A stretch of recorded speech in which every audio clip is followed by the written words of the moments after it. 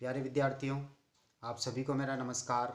मैं डॉक्टर नेमीचंद कुमावत, सहायक आचार्य हिंदी विषय, राजकीय महाविद्यालय की आपकी इस एमए पूर्वार्ध हिंदी के प्रथम प्रश्न पत्र, जिसका नाम हिंदी साहित्य का इतिहास है, कि आज की ऑनलाइन कक्षा में मैं आप सभी का हार्दिक अभिनंदन और स्वागत करता हूँ। प्यारे विद्यार्थियों, आपका जो प्रथम प्रश्न पत्र है एमए हिंदी पूर्वार्ध का, वह हिंदी साहित्य के इतिहास पर केंद्रित हैं। और जो पिछली जो ऑनलाइन कक्षाएं हुई थी उसमें मैंने आपके जो 4 प्रश्न पत्र होने वाले हैं, उन चारों प्रश्न पत्रों के पाठ्यक्रम पर विस्तार से चर्चा की थी। अंक योजना पर चर्चा की थी। प्रत्येक प्रश्न 3 घंटे की अवधि का होगा, उस पर मैंने चर्चा की थी। और चारों प्रश्न पत्रों में जो पाठ्य सामग्री हैं और कौन कौन सी पुस्तकें आपको पढ़नी हैं, उन पर मैंने विस्तार से चर्चा की थी। और पाठ्यक्रम का पीडीएफ मैंने आपके व्हाट्सएप ग्रुप पे शेयर भी कर दिया है, आप वहाँ से अच्छी तरह से एक बार अवलोकन कर लें। और जो हाल ही की जो ऑनलाइन कक्षाएं हुई थी, हमने आपके प्रथम प्रश्न पत्र यानी हिंदी साहित्य के इतिहास की जो पहली यूनिट है, उसमें मैंने हिंदी साहित्य के इतिहास के काल विभाजन को मैंने एक मॉडल आंसर के रूप में पढ़ाया है। सभी विद्वानों ने अपने अपने दृष्टिकोण से हिंदी साहित्य के इतिहास का काल विभाजन किया था, उनकी हमने समीक्षा की थी। और साथ ही जो इस प्रथम यूनिट में जो दूसरा पाठ्यक्रम, दूसरा बिंदु जो आपका है, वह है आदिकाल की प्रमुख पृष्ठभूमि यानी प्रमुख परिस्थितियाँ, परिवेश, जिसमें राजनीतिक परिस्थिति, सामाजिक परिस्थिति, धार्मिक परिस्थिति, साहित्यिक परिस्थिति, सांस्कृतिक परिस्थिति, इन सभी पर मैंने विस्तार से चर्चा की थी। इन्हीं परिस्थितियों से, इसी परिवेश से प्रभावित होकर के आदिकाल का साहित्य रचा गया है। दूसरा जो बिंदु है आपकी इस प्रथम यूनिट का, और वह है हिंदी साहित्य के इतिहास का जो प्रथम कालखंड आदिकाल है, प्रारंभिक काल है, इसके नामकरण को लेकर के विद्वानों में बहुत मतभेद हैं। इतिहासकारों ने यानी हिंदी साहित्य का जो इतिहास जिन जिन विद्वानों ने लिखा है, उन्होंने अपने अपने दृष्टिकोण से इस प्रारंभिक काल के नाम सुझाए हैं। तो 10-11 नाम सुझाए गए हैं। हमने आचार्य प्रथम बिंदु के रूप में हमने आचार्य रामचंद्र शुक्ल जी के द्वारा जो वीर गाथा काल नाम सुझाया था, उनका तर्क और उसकी हमने समीक्षा की थी। दूसरा जो काल, इस कालखंड का दूसरा जो नाम सुझाया, वो हजारी प्रसाद द्विवेदी जी ने आदिकाल सुझाया, उस पर भी हमने विस्तार से चर्चा की है। और राहुल संघ, जो हमने पिछले बिंदु में हमने चर्चा की थी संधि एवं चारण काल, जो डॉक्टर राम कुमार वर्मा जी ने नाम सुझाए, तीसरे बिंदु के रूप में हमने उस पर भी विस्तार से चर्चा की। और बीजोपन काल महावीर प्रसाद द्विवेदी जी ने यह नाम सुझाया है, इस पर भी हमने विस्तार से चर्चा की, इसकी समीक्षा की। और आज हम पुनः आरंभ करते हैं उसी क्रम को जारी रखते हुए।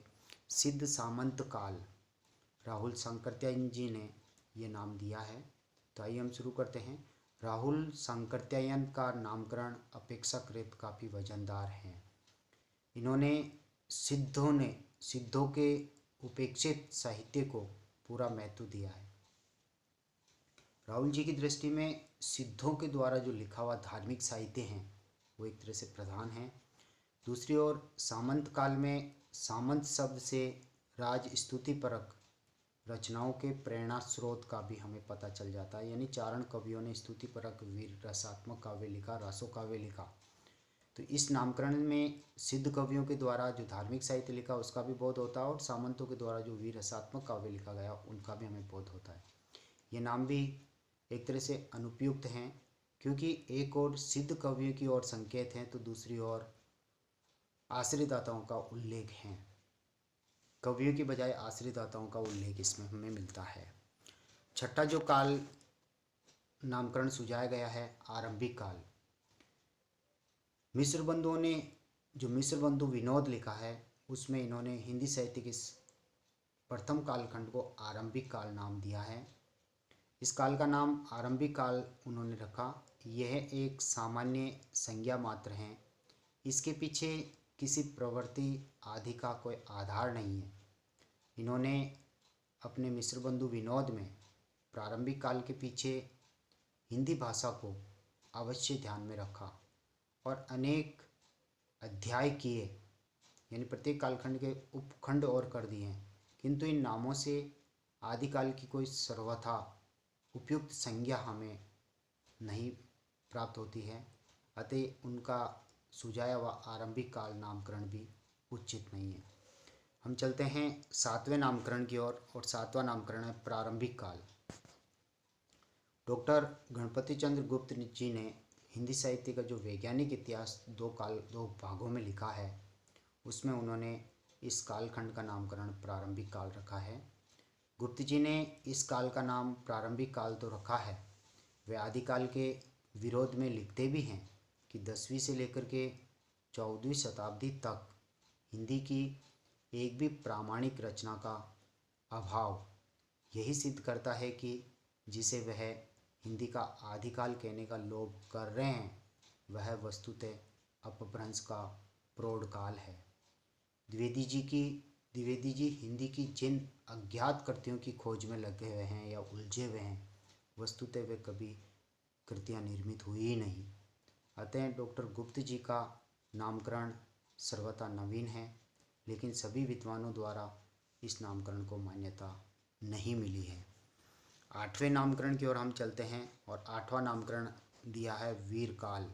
आचार्य विश्वनाथ प्रसाद मिश्र जी ने इस प्रारंभिक काल को वीर काल नाम दिया, और इस नामकरण से केवल वीर रसात्मक रचनाओं का ही हमें बोध हो पाता है।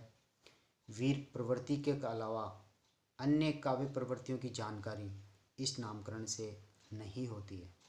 अतः इस नामकरण में न तो व्यापकता है और न ही औचित्य। इस नामकरण में वही कमियां हमें नजर आती है जो आचार्य रामचंद्र शुक्ल जी के वीरगाथा काल में रही है। वीरगाथा काल कहिए या वीर काल कहिए, बात एक ही है। 9वें नामकरण की ओर हम आगे बढ़ते हैं, और 9वां नामकरण दिया है चारण काल। चारण काल डॉक्टर गिरियर सिंह जी ने नाम दिया है, और उनका मानना है कि इसमें कोई संदेह नहीं कि हिंदी साहित्य के इतिहास के विभिन्न कालों का नामकरण सर्वप्रथम डॉक्टर गिरियर्सन ने किया था। गिरियर्सन से पहले नामकरण की ओर किसी अन्य विद्वान का ध्यान गया ही नहीं। गिरियर्सन ने इसे चारण काल तो कहा है, किंतु चारण काल कहने के पीछे उन्होंने कोई तर्क प्रस्तुत नहीं किए हैं, प्रमाण नहीं जुटाए हैं। वे यह भी नहीं बता पाए कि चारणों की जैसी प्रवृत्ति इस कालखंड में मिलती है अथवा नहीं।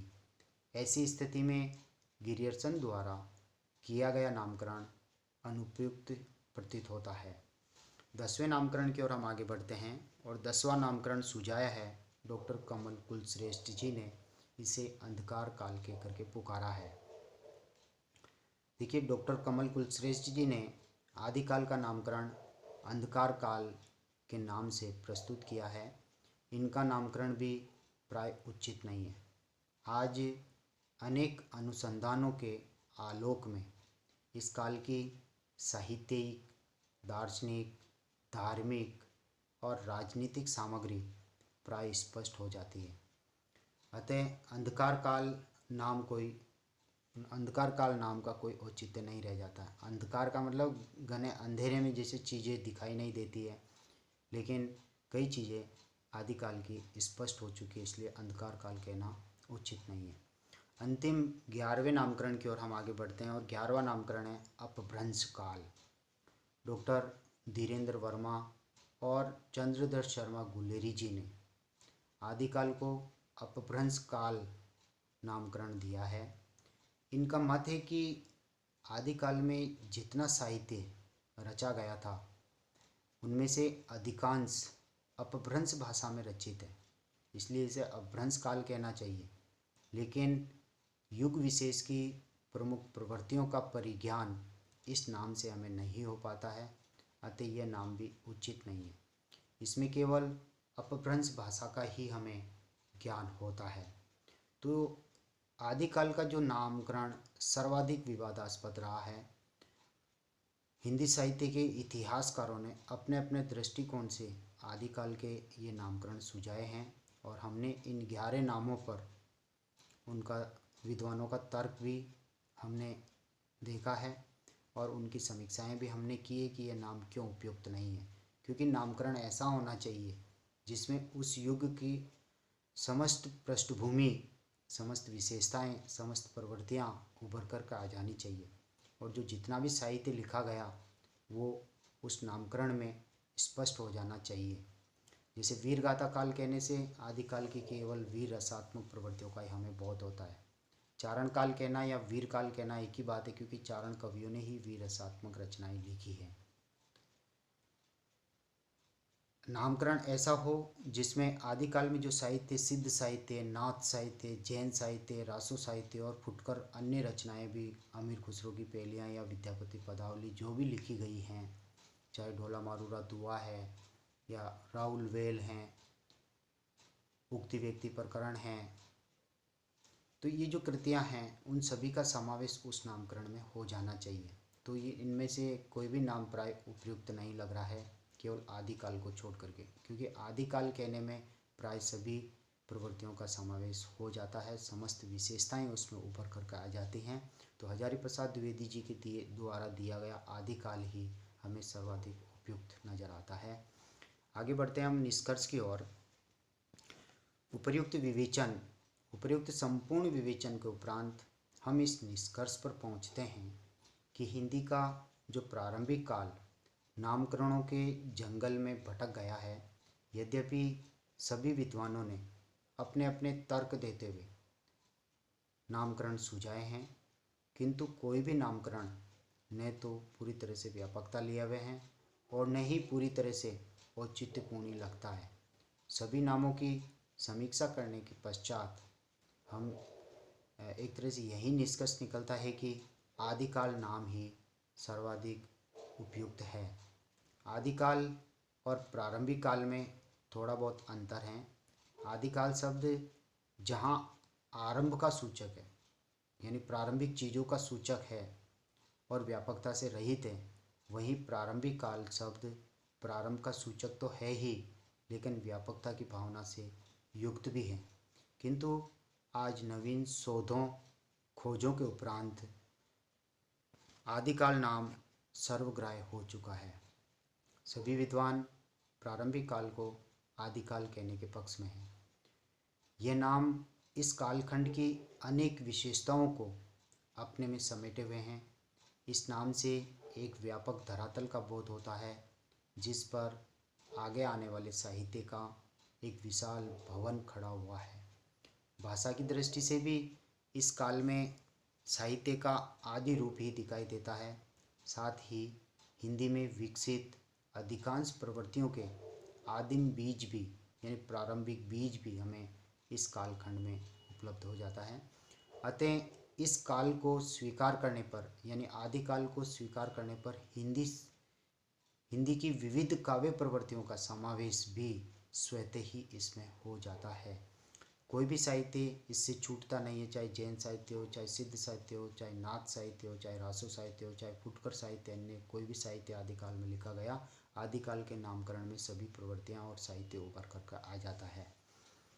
तो प्यारे विद्यार्थियों, हिंदी साहित्य के इस आदिकाल के नामकरण को लेकर के जो विवाद रहे हैं, उन विवादों पर हमने विस्तार से चर्चा की है। सभी नामों की हमने समीक्षा की है और आदिकाल सर्वाधिक उपयुक्त मत हमें नज़र आता है। तो इसके पक्ष में भी हमने तर्कपुष्ट शैली में आपको विस्तार से समझाया। तो प्यारे विद्यार्थियों, आज की इस ऑनलाइन कक्षा को हम यहीं समाप्त करते हैं। मैंने इन 2 ऑनलाइन कक्षाओं में हिंदी साहित्य के आदिकाल के नामकरण संबंधी विविध विवादास्पद बिंदुओं पर चर्चा करते हुए उपयुक्त नाम पर हमने चर्चा की थी। अगली जो ऑनलाइन कक्षा होगी उसमें हम आदिकाल की विविध काव्य प्रवृत्तियों पर विस्तार से प्रकाश डालेंगे। और जो भी मैं ये पढ़ा रहा हूँ आपको, वो एक मॉडल आंसर के रूप में पढ़ा रहा हूँ। 20-20 अंकों के जो प्रश्न आपके मुख्य परीक्षा में आएंगे वो इसी तरह के आएंगे और इसी तरह के आपको आंसर लिखने हैं। तो अगली जो ऑनलाइन कक्षा होगी वो आदिकाल की प्रमुख प्रवृत्तियों को लेकर हम विस्तार से पढ़ेंगे। प्यारे विद्यार्थियों, आप सभी से ये आग्रह है कि कॉलेज के इस यूट्यूब चैनल पर आप पहली बार अपनी ऑनलाइन पढ़ाई कर रहे हैं, इन वीडियोज़ को ओपन करके आप सुन रहे हैं, देख रहे हैं, पढ़ रहे हैं। आपसे आग्रह है कि कॉलेज के इस यूट्यूब चैनल को आप सब्सक्राइब जरूर करें, क्योंकि सब्सक्राइब करने पर ही आपकी महाविद्यालय में ऑनलाइन उपस्थिति सुनिश्चित हो सकेगी। साथ ही इन सभी वीडियोज़ को आप लाइक ज़रूर करें और ये सभी PDF नोट्स हम आपके व्हाट्सएप ग्रुप में भी शेयर कर रहे हैं, आप वहाँ से भी पढ़ सकते हैं और इन यूट्यूब चैनल पर अपलोड किए गए वीडियोज़ के लिंक भी हम वहाँ शेयर कर रहे हैं, आप आसानी से अपना अध्ययन कर सकते हैं। आप सभी को बहुत बहुत धन्यवाद। जय हिंद, जय भारत।